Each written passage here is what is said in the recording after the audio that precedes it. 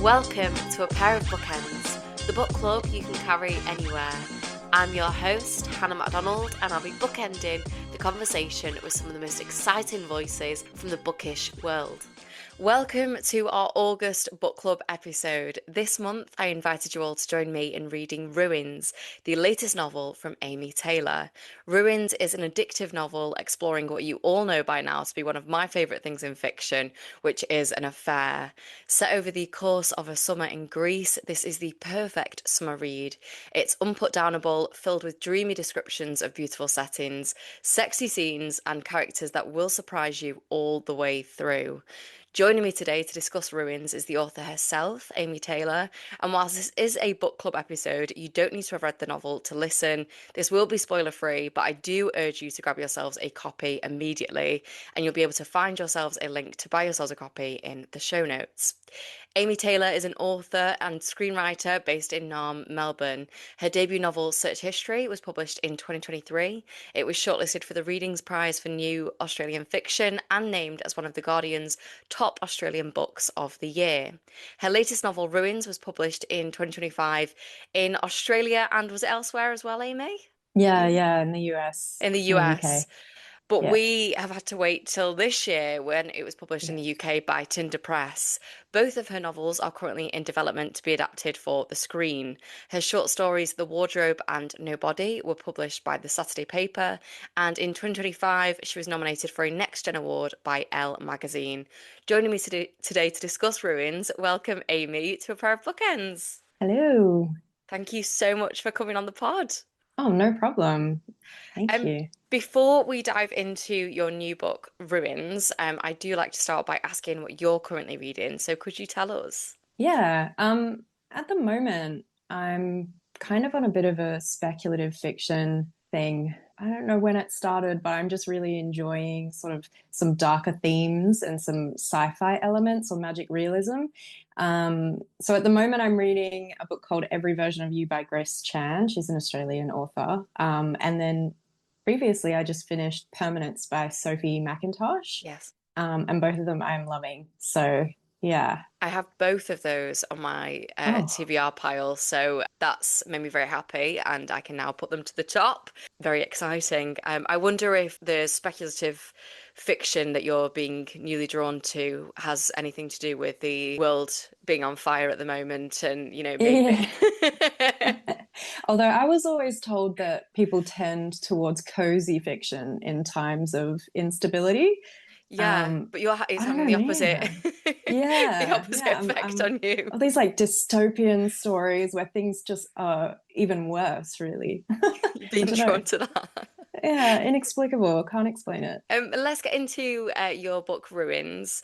You have structured this novel in three acts, and I want to start by asking what drew you to formatting the book like this.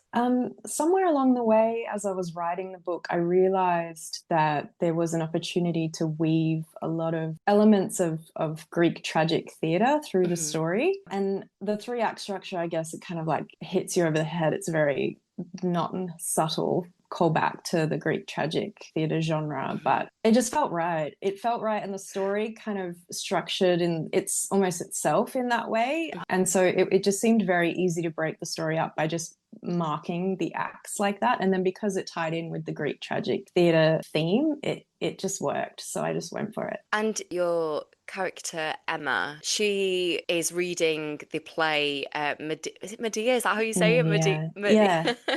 She's Medea. reading that throughout the book. And I wondered if that particular play was special to you at all before writing this book.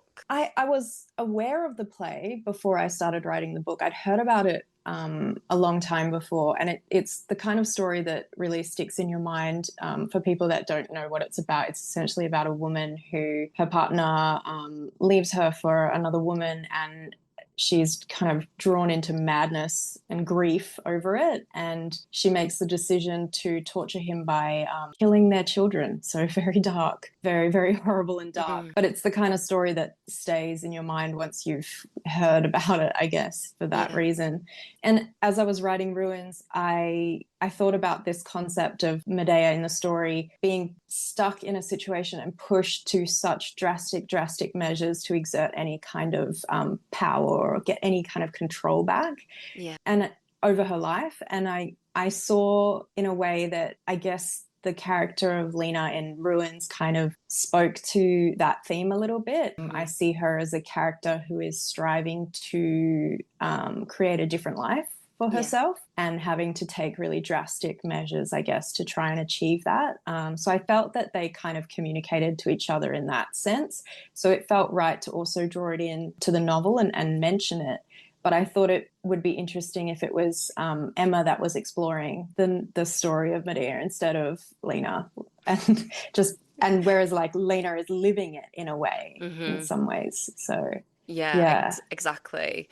We will come back to Lena, but I would love for us to talk about your sort of main characters, which are Emma and Julian. Do you want to tell the listeners what their sort of dynamic is like when we first meet them? Yeah, so we meet them when they're already on shaky ground. They've gone through a kind of life event where Emma's had a miscarriage, and the way that they've reacted to that is very different. So Emma is more realizing that maybe having a child is maybe not something that she wants in her life, and she's kind of imbuing the situation of having a miscarriage with that meaning of this idea of, well, maybe fate is making a decision for me type thing. Whereas Julian has taken the experience and has leaned into the idea that it's made him really realize that he does want to become a father.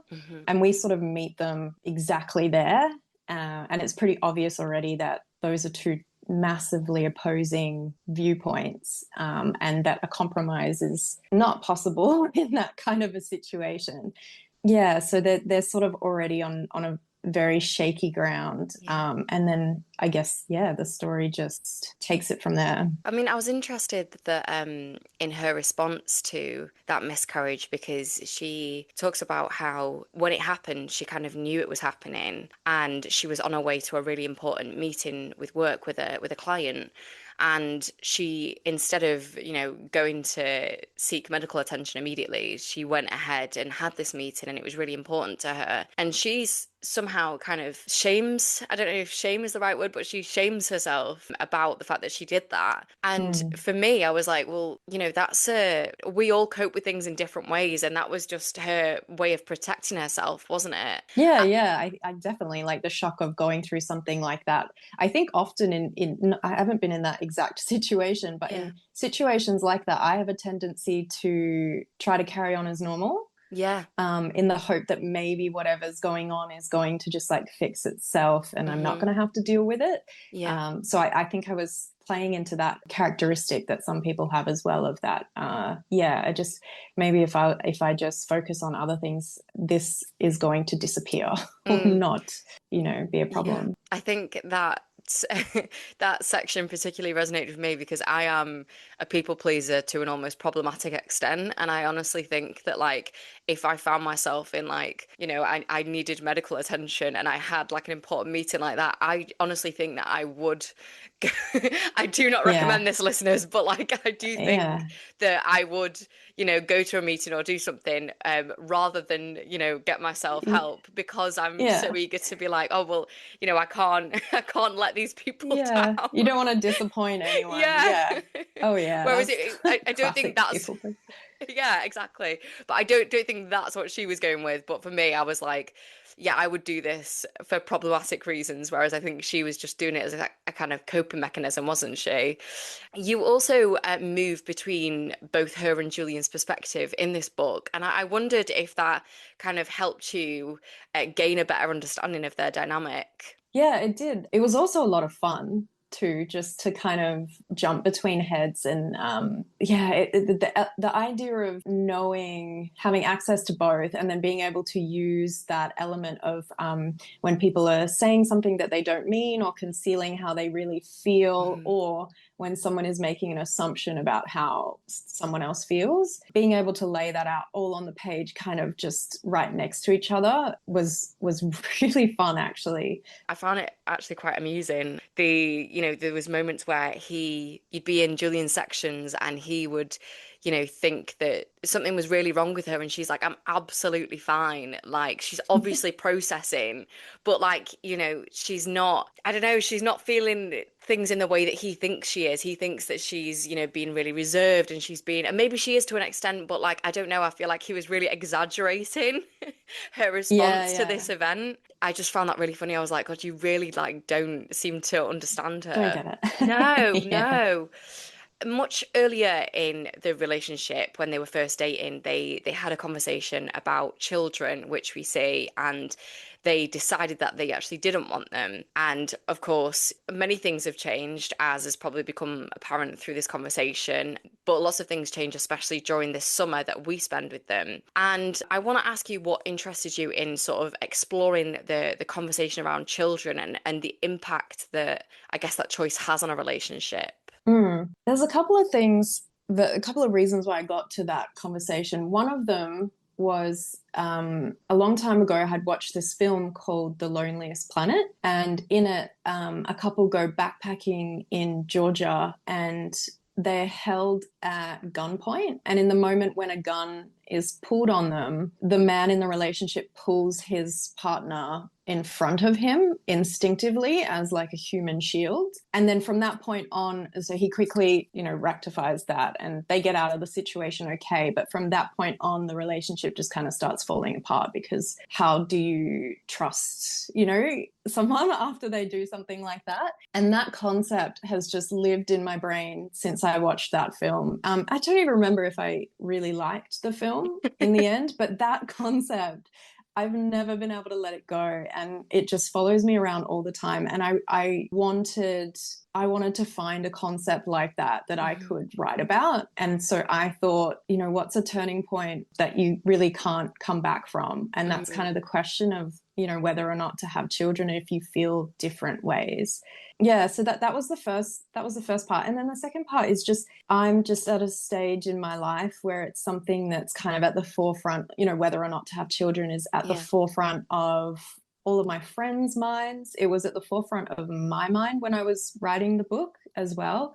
And I realized that rather than having really, really strong emotions of yes, I want to be a mother, or no, I definitely don't, I found that myself and almost everyone I knew kind of inhabited this like middle ground where they could see both sides of life, and they could be happy maybe with either. And then they, as a result, were like having trouble making a decision, really, because it is such a huge life decision. And then just sort of like stalling or hesitating or looking to the opinions of others to try and maybe get a bit of relief by having an answer imposed upon them, by someone else telling them the answer or something like that. And that ambivalence, it was just, everywhere in all of the lives of all of my friends and my own. And I wanted to explore that because I feel like it's a really pivotal time and such a huge, huge question. And yeah, I guess I wanted to explore a character who maybe doesn't have a super clear answer. Yeah.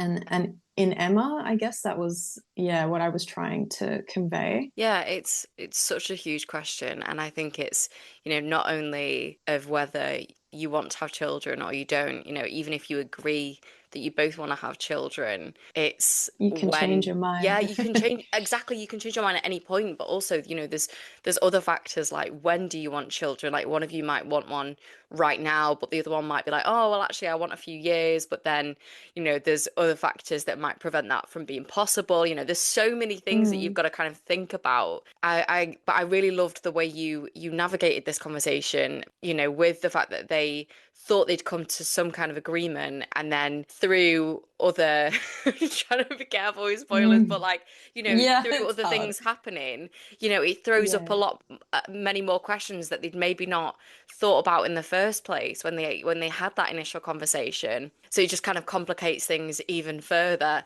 I want to come to the fact that they have come to Greece for the summer, and that is almost a thing that they're doing to try and help them through this life event. It's a change of scenery. It's something that they think might be good for them. But do you want to tell us a bit about their reasons for coming to Greece, and why maybe you wanted to set the novel here? Yeah, I think it's less so their decision and more my decision, just because, if you get to choose where to set a novel, it's always a good idea to choose a place that that you'd like to go back to. Yeah, so maybe it's more my decision and they were forced to go there. But I think Julian being an academic and studying philosophy, it made sense that maybe he would want to go and try and be closer to some of the original thinkers in that area. So I guess it made sense for his character too. And I was really enamored with the whole Greek tragic. I wanted the story to be a tragedy, and it felt right also that it would be set then in Athens, which is, the birthplace of Greek tragic theatre. And then I love Athens too. And it's strange because I kind of was thinking about the novel visually as I was writing it as well. And I felt that the novel had a lot of, strong visual moments in my mind that I could see really clearly. And I kept thinking about just all the really cool mid-century apartment lobbies in Athens, with the white marble and the wood paneling on the walls and the curved staircases and the quirky little elevators and the mixture of like neoclassical kind of features and the ancient history and the really, the Acropolis and all of that tie in. Just all of it together to me just made my mind's eye really happy when I was thinking about the novel and when these characters were walking around or being in Alistair's apartment and all the little tavernas and different things like that. I just love the idea of how it looked in my mind. And the excuse to go back to Athens a couple of times as well and to spend time researching the city and learning a little bit more about it was something that really appealed to me too. So it was a win-win in that sense. So you did get to travel there whilst you were writing this book? Yeah, I went twice. So I went a couple of times before I knew I was going to be writing a book about set there. But I went once I knew what I was writing about. I went to Athens for a short trip, just as a sort of open-ended inspiration trip. So I had no kind of agenda of where I was going to go. I just tried to be as open as possible and kind of let Athens just show me Athens, I guess, and find myself drawn to different neighborhoods and kind of take in as much as I could. And then I went back to Melbourne, back to my life, and worked on the novel for it was probably like a year to 18 months and got through until I got to, I think it was about third draft by that point. And I had a really strong idea of where the story was going and where the scenes were going to happen.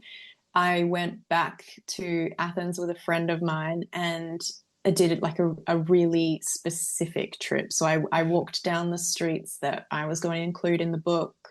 I looked at restaurants and different neighborhoods and areas that I'd mentioned. I made sure that, if they were going to walk from one neighborhood to another, that it wasn't going to take them too long or it wasn't going to be too short or it wasn't going to not make sense and all of that more granular detail, I guess. So, and for me, that worked really well, actually, just the two trips. Yeah. So, I mean, I would have loved to have done more, but yeah.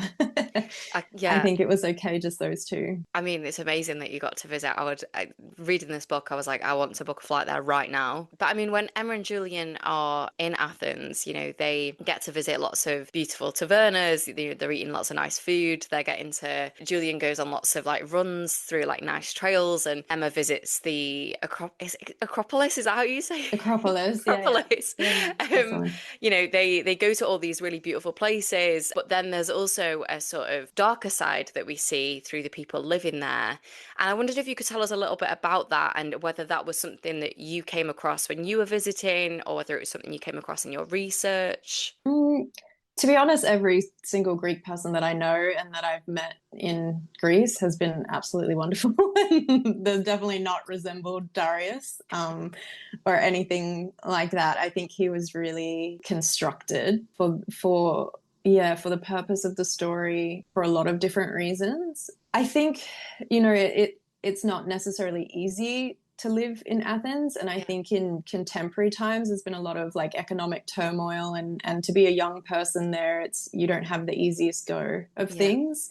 And so it can feel at times, I think, these days mood seems to have shifted a bit more, and it seems that maybe more people are enjoying it. But over the course of the years that I've been there, there is at times a sense of maybe like a sort of just underneath the surface, like a simmering, disgruntled kind of feeling, coupled with an immense pride for the history of the place, and to know such, you know, it played such pivotal role in so many discoveries. I think like the concept of thinking is a Greek invention, you know, like it was in the very early stages of philosophy, like the very concept of thought. It came from Greece, from ancient Greeks.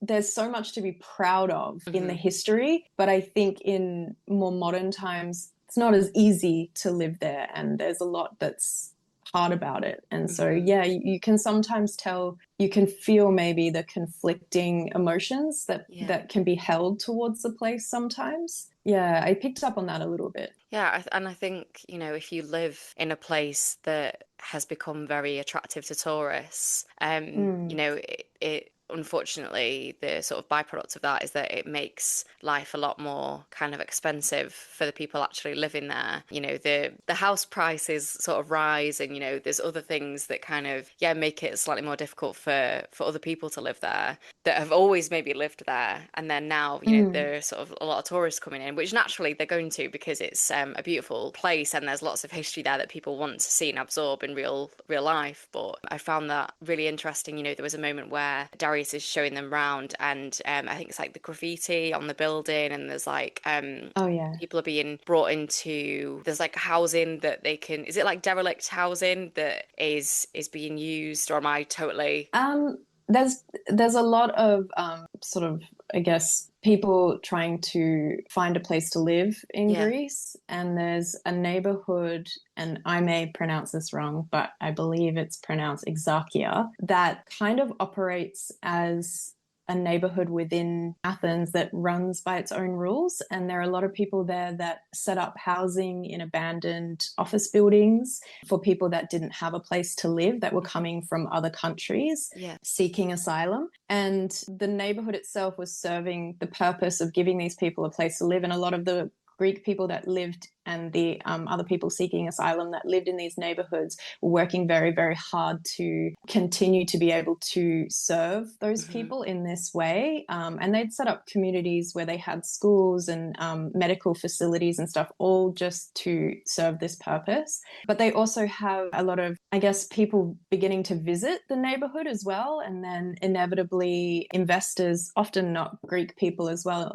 international investors would come through and want to buy lots and lots of apartments for very low prices in neighborhoods like this, and then turn them into Airbnbs, which then made it impossible for people to live there, like the classic thing that Airbnb does in every European city, and that is drive the rent prices sky high so that people can't afford to live there anymore. Same sort of problem, but Exarchia is very distinct, and in that sense it's very, I guess it's kind of an unusual neighborhood, and it seems like a lot of people come together to do a lot of good there, and it gets harder and harder for them to do that good when more and more people are visiting and staying there as tourists, or people coming from other countries and wanting to live there because they perceive that it's cool or something like that, you know, getting in the way of what they're really trying to achieve there. Yeah, absolutely. I would love for us to come to Lena, and you mentioned her briefly before, but I wonder what is the safest way for us to speak about Lena, and how Emma and Julian happen to meet this young woman, and how they are kind of so drawn to her. Yeah, we're in like dangerous territory. Yeah, we are. I think the way we can talk about the initial meeting. I feel like that's probably safe, isn't it? That's safer. Yeah. So she's initially brought into the story because Emma, in the wake of her miscarriage, is looking for a way to kind of connect with her own, I don't know, sexual desire, I guess, but is finding it hard to connect to her body. And she perceives that perhaps viewing another woman experiencing what she would think would be a less complicated version of pleasure would be something that would allow her to unlock her own desires and her own experience like that too. So, and that's a long way of saying that basically she wants to invite Lena into their relationship. And that's how she's brought into the story, I guess, because she also is interested in doing that.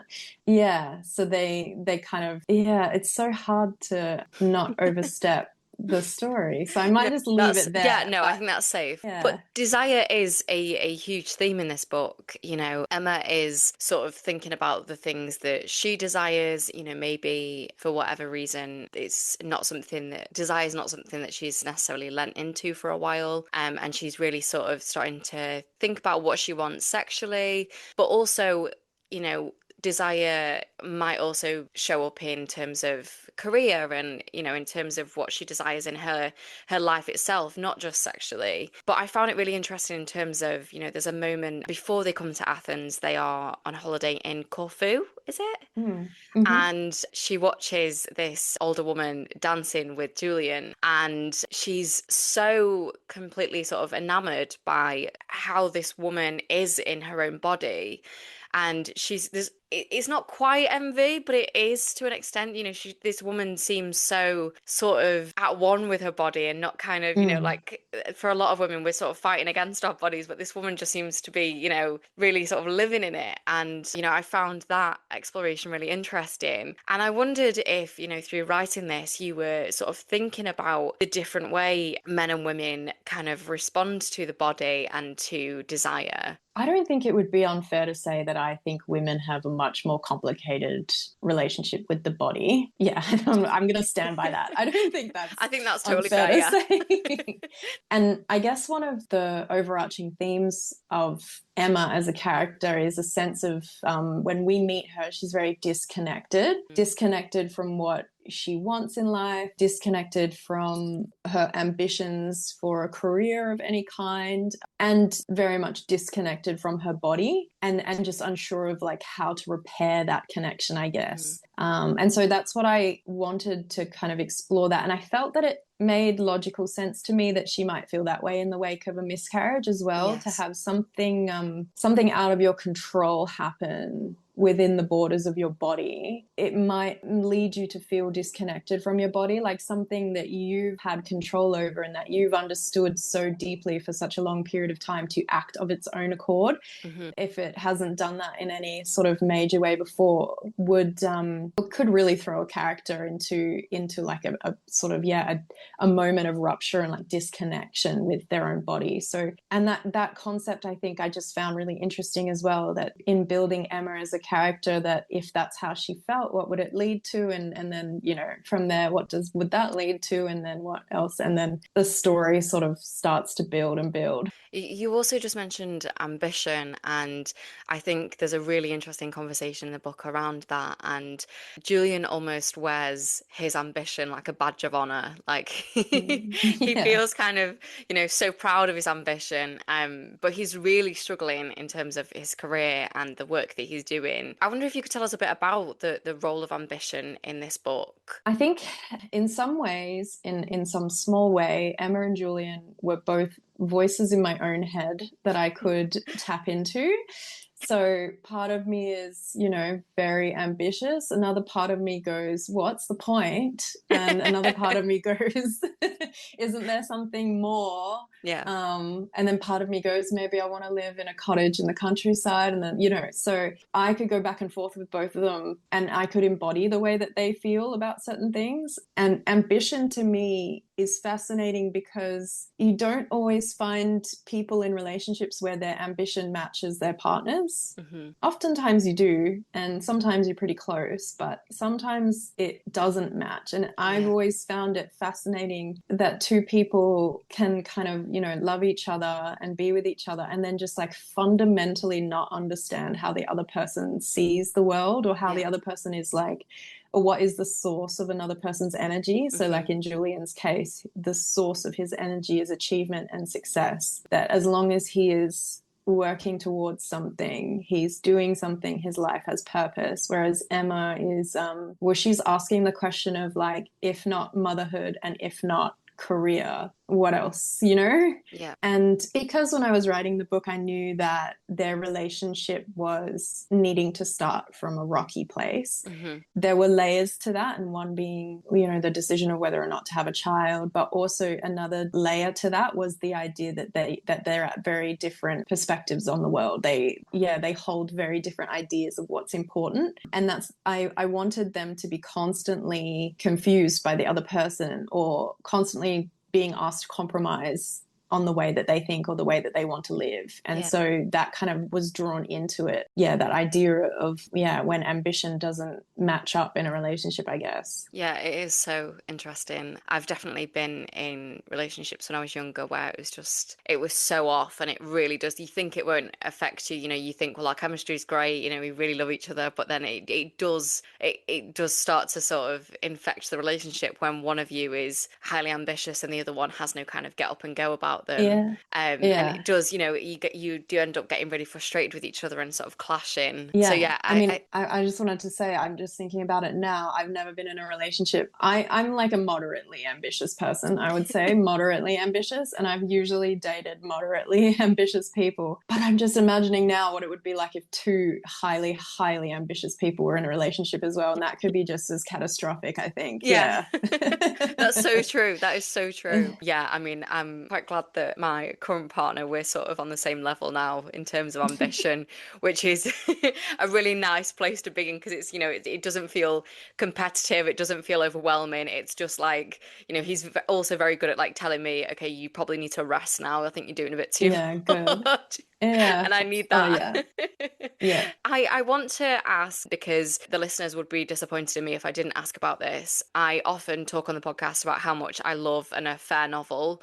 And this is, of course, an affair novel. It's got a slightly new take on affairs, in my opinion, in terms of this sort of new dynamic that I don't know if I've necessarily read before. But I do think it is a danger zone for us to talk about. But I wondered what attracted you to a sort of affair novel. Yeah, I knew writing my second book before I had started. I knew I wanted to write something that would kind of have like a lot of, I guess, heat behind it, in the sense of stuff happening and stakes being relatively high and suspense and tension. And I just wanted to play with all of those elements. So yeah, I think I went into it thinking, what could be better really than a couple in a rocky situation, and then I'm just going to throw stuff at them and, you know, just, make it hard, you know, make it harder. Get the, you know, the heat in Athens is increasing, like just pile it on. And that was really,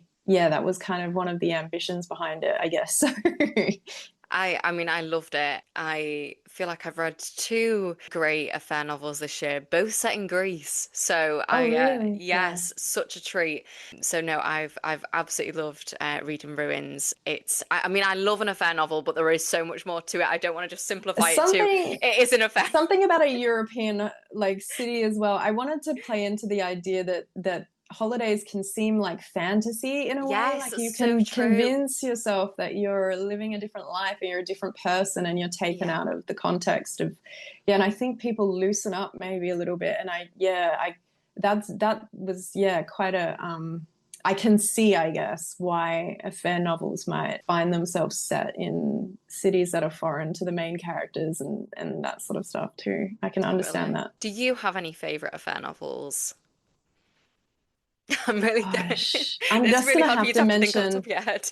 Well, I mean, I'm gonna mention it again, but I just finished Permanence by Sophie McIntosh, and that's got to be like the affair novel of all affair novels. It's Oh, really? Do you know what it's about? It's vaguely.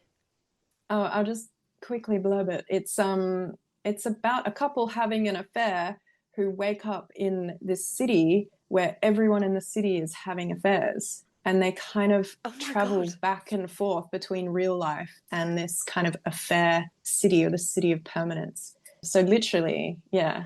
A It's dream. it might be No, for no, you then. sorry, no, sorry. No. The idea of that place is not the dream. I mean, that The novel is book, the yeah. dream for me. I just want to be really clear. The book, No, that yeah. sounds great. It's a Yeah. fascinating concept. It made me think a Yeah. lot about if you've seen the film The Worst Person in the World. Yes, so There's good. this scene, yeah, where she's running through the town, Oslo, and everyone's frozen, and time Yes. kind of stops still, and she gets to go and step outside of her relationship and be with this other person that she's interested in with no consequences. Yeah, it kind of gave me that sort of vibe. That vibe. So, Oh, that is such a good film. I want to rewatch yeah, it now you've said excellent. that. Yeah, it's such a good film. Yeah, a bit So good. sad, but Yeah, it yeah. is really sad, really emotional. Before I let you go, Amy, I would love to find out, and you're probably not allowed to tell me anything about this, but I'm going to try my luck. How is it going with the adaptations of your work? Yeah, well, Ruins is moving at the moment. I think I'm allowed to say this. I'm sure I'm allowed to say this. We should hopefully have a script by the end of the year. And yeah, that'll be a big step. If it all happens, that'll be a big step. So and these things, it's still in development. These Yeah, things are you're just hoping for the next step and the next step and the next step. And each step that you take brings it closer to maybe happening. yeah, But you're fighting against these difficult odds. So yeah. yeah, I can say that much. Well, I'm Yeah. very, very excited. I think Yeah. for most writers that I speak to that have had their work optioned or it's in development, they say there's so many kind of hurdles that Mm. you're having to jump over. And yeah, there's a lot. There's way more than people realize before it can Yeah. actually, before the thing, gets put out Yeah. there. I think it really blows novelists' minds as well because we don't have input from Yeah. anyone until we turn our novel into our agent or, Yes. until the publisher then wants us to change things. Whereas just like from the minute a project is in development, there are just so many people involved in different ways, and usually there's a lot of people that need to okay different things, and then there's timing and there's always a bit of luck. So yeah, Yeah. I think in particular it's almost like a novelist's kryptonite, really, just Hmm. having no control. So it doesn't surprise me that anyone who's had an experience having something optioned would be shocked when they realize like how many people have to okay every stage and every step. Yeah, it's very difficult. I've also just realized that coming away from the conversation on ruins, that I didn't mention that one of my very favorite characters was Desi, Julian's sister. Yeah. I love her, and I think in any bad situation I ever find myself in, I would like her to come and help me Yeah, what a because, dream of a friend or a family member to have. oh my Just God. a lawyer, funny. She's amazing and she's so on it. She's like, "Have you done this? Why have you not sorted this?" And she just and she's so like loving in the way that she approaches like difficult conversations. And yeah, I just adored her. So I couldn't come away from this conversation without Mm. mentioning how great I thought she was. She Um, was a joy to write, genuinely a joy to write. So, yeah. Before I let you go though, Amy, I do like to finish by asking for a recommendation. Is there anything that you would like to recommend to the listeners today? I recently finished watching Widow's Bay, and I'm going to be one of those people that also says So you should watch good. it. Yeah. Yeah. Agreed. I also recently finished it. It's brilliant. Yeah, I loved like the mix of comedy and horror. Although I will say I have a 1-year-old son and I have to get up to feed him during the night, and it's pretty crazy how those spooky themes and spooky characters can kind of like come back to you when you're having to walk down a corridor in the dark by yourself. Yeah, I feel like a big baby. I feel like I'm a child again. But yeah, it's all fun and games watching it, and then at 2 a.m. walking down a corridor in the dark is another thing entirely. Yeah, So it's scary. I think if anyone has to get up during the night, they should watch it with caution. So That fair. would be my suggestion. I did think the actor playing his son was brilliant and so funny. And I think, a child like that is going to put you into an early grave because Oh he yeah. just he just does makes the stupidest decisions and he's Yeah. just so blasé about it. I really loved the moment when his dad, I think it might be like the first time we see the son and his dad goes Oh into the back yeah. garden and he's smoking. He's And like, "Oh, do you know what this is?" like, what? I don't know what this is. Yeah. It's so good. Is every So time he gets in trouble, he's so good. like, I don't know. His response is just so funny. Yeah, I absolutely loved it, and it's coming back for a season 2. So everyone go watch season 1. Yes. Yeah. But lastly, Amy, thank you so much for coming on A Pair of Bookends. It's been so lovely to chat to you, and it was so great to read Ruins. So thank you. My pleasure. It's been awesome to chat. So thanks for having me. Thank you. And where can the listeners find you online, if anywhere? You can find me on Instagram, although I don't know, I'm a classic author. I don't really post that often. Yeah, that's it. But you're on Sorry. there. You're on there. I'm there. I'm there. And they can find Any you through your important news books. goes up on the gram, but And yeah. is the UK getting search history? No plans at the moment, but never say never. So we'll see. Guys, it's kind of rude. Can we please get that novel here? Thank you. I'm going to have to deep dive on Vinted or something and hope that, because it's now become a thing on Vinted where we can get books from Australia. So all the Aussie fiction that isn't being published here, which should be, by the way, Yeah. I am having to deep dive on Vinted at the moment and get it off there. But it would be very nice if it was published in the UK and we weren't left out, because there's some great Aussie writers that we aren't getting to see. Yeah, I agree. And thank you for championing so many of us. I know that you do. So I'll speak on behalf of every Australian author and say thank you. I'm trying. Maybe I'll start my own publishing house here just for the Yeah. Aussie writers that we aren't getting. Yeah, sounds good. I don't know. I think it's a lot more work than just, randomly deciding to do that. Can't be that hard, right? Surely not. Surely not. But yeah, thank you so much for joining me today, Amy. I've absolutely loved talking to you, and I absolutely loved your book. And for the listeners, as I said before, I will be popping a link in the show notes to get yourselves a copy of Ruins. And if anybody knows a way of me getting hold of a copy of Search History, let me know. Go give Amy a follow, go buy her book, and come and chat to me about it. We will be talking over on Instagram at A Pair of Bookends Pod about this book, so join us in the comments section there. And lastly, thank you again, Amy. Thank you, listeners, for listening, and goodbye. See ya.